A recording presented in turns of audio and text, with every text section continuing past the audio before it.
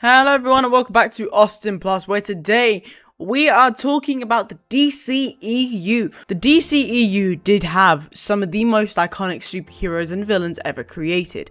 Characters with decades of comic history, legendary storylines, and enormous potential. Yet, despite all the source material, many DCEU characters just never reached their full potential. Whether it was limited screen time, rushed storytelling, cancelled plans, or creative decisions, several characters left audiences wondering what they could have done. So today, we are discussing the most wasted characters in DCEU, because there's a lot of them. Now, I do like the DCEU. I know it gets a lot of shit. I know it didn't do so well, but I think it did have some characters that they could have done so much more with, and especially with the characters, and they just didn't serve them justice. So without further ado, let's get into it. The biggest challenge the DCEU ever had was that it introduced so many heroes and villains in the shortest period of time ever. Long-running franchises gradually developed the cast, but the DCEU often had to establish characters while simultaneously building a shared universe. And as a result, some characters just never received the development and focus or screen time needed to fully realize their potential. So, here are all of my picks. So first of all, Deathstroke. You did my boy dirty there. Few characters represent wasted potential more than Deathstroke, but after his memorable appearance in the post-credit scene of the Justice League movie, many fans expected him to become one of the DCEU's major villains, more specifically, Batman's major villains. I've said that the Batman didn't get a lot of, love. I stand by that. Batman didn't get a lot of love, and I did that in another What If video. Plans did reportedly exist for him to play a significant role in Batman's stories, but those projects never materialized, as we know. But instead of becoming one of the franchise's most dangerous threats, Deathstroke just remained largely unused. You had Joe Manganiello playing him, and they actually showed his facial features, his mask, and his suit. So perfectly designed, may I add. It was so comic accurate. You could tell they went to the games for some inspiration as well, but they just went, nah, we ain't gonna use that. Why? Why would you do that? It just didn't make sense to me. But honestly, send my love to Deathstroke, please. Another character, now, not a lot of people will probably shit on this character. I can be aware of this, is Cyborg. I like Cyborg. I obviously grew up watching Teen Titans Go, and I like Cyborg's character. They often refer to his origin story in obviously a much more fun way. But Cyborg was intended to be one of the most central members of the Justice League, obviously being a member. But his connection to the advanced technology, AI, and the mother boxes positioned him as one of the universe's most important characters. However, much of his planned story was so rushed, and also they did delay a lot of his character building, and a lot of it was removed, leaving audiences with only glimpses of what could have actually been a very compelling long-term character arc.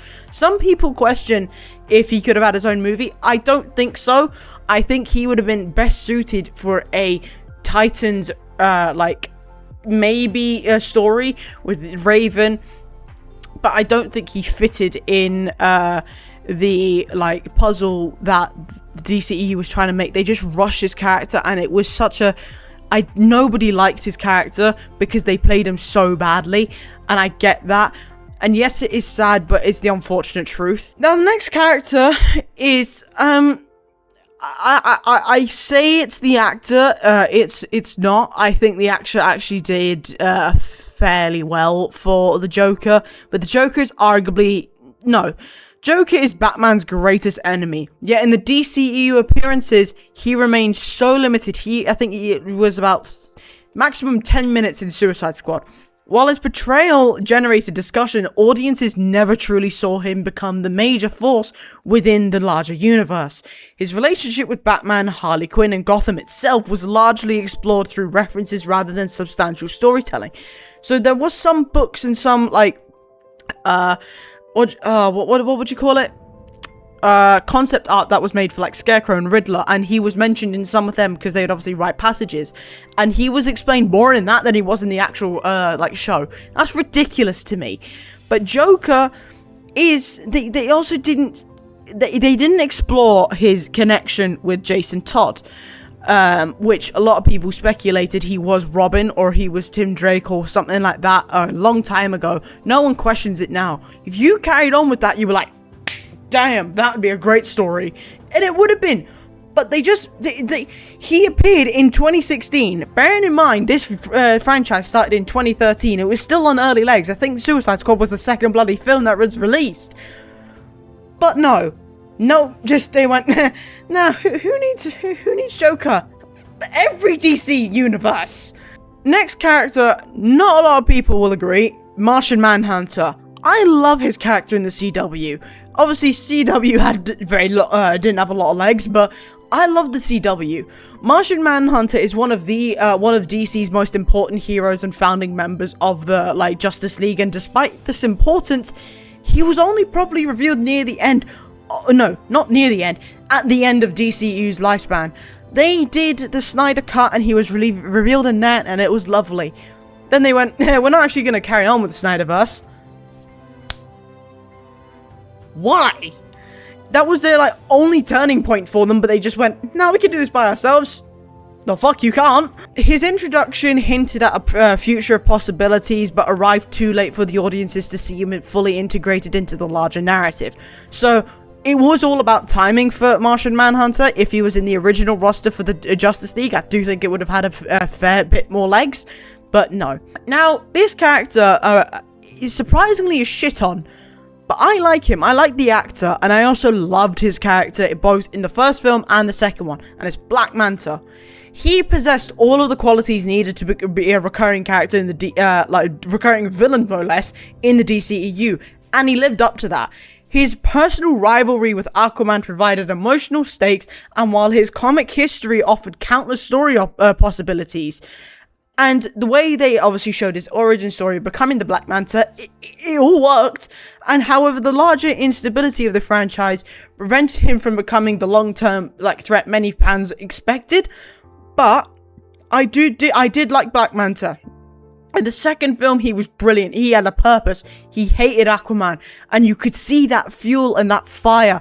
And that's why I particularly liked the second Aquaman film, and not a lot of people actually gave it enough, or actually wanted to go and see it, which obviously makes sense, but still. The other I like Flash, the actor, no, but the Flash, I definitely think had the biggest supporting cast, but they just did nothing with them. Characters Captain Boomerang, Iris West, and other figures connected to the Flash would never received extensive development. Given how rich the Flash mythology is, obviously you had 9 seasons of the CW. In the comics, the DCEU only scratched the surface with a tiny nail of the stories and the relationships that could have been explored through multiple films, a show, whatever. But they just did him dirty, and it was so sad to watch. And in the next film, in the Flash film that we saw, I was just like, this is dreadful. They've set up so much, but they've done so little. Now, in saying all of this, people might ask, why do these characters feel so wasted? Obviously, the DCEU is done. It's gone. But a character doesn't necessarily need multiple films to succeed. However, audiences generally expect iconic characters to contribute successfully and meaningfully to the large narrative. Shazam and Blue Beetle, I do think they could have, I think those characters should continue on. They probably still can, maybe not Shazam, but Blue Beetle definitely can. Many DCEU characters were introduced with significant hype but never received the payoff their introductions actually promised. But the issue wasn't always poor writing, it was often just a lack of opportunity. So, who were the most wasted characters in the DCEU? Obviously, personal preference, the answer does depend on your personal preference, but for me, it's Deathstroke, Cyborg, Blue Beetle as well, I didn't mention him, but Martian Manhunter, Black Manta, and the Joker. All of these stories should have been standout, but all of them were just major examples of how wasted the DCEU were. Each have possessed significant potential, yet circumstances prevented them from becoming the influential figures that they could have been within the franchise. The DCEU introduced some incredible characters, but not all of them received the opportunities they deserved. Whether it was because of cancelled projects, shifting plans, or limited screen time, several heroes and villains never reached their full potential, and that I personally would always regret. And perhaps that's one of the most fascinating parts about the DCEU legacy. It's not just about the stories, but it's the stories that they never got to the chance to tell because they just couldn't. And it is sad to think, but it's what happens. That's the unfortunate truth. But there you have it. That's the end of today's video. I do hope you all enjoyed it. And if you did, please leave a like and subscribe. And comment what else you would like to see on the channel. And comment other characters that you think were wasted in the DCEU. But I hope you have an amazing day as always. And I'll see you on the next one. Bye-bye, everyone. Yeah.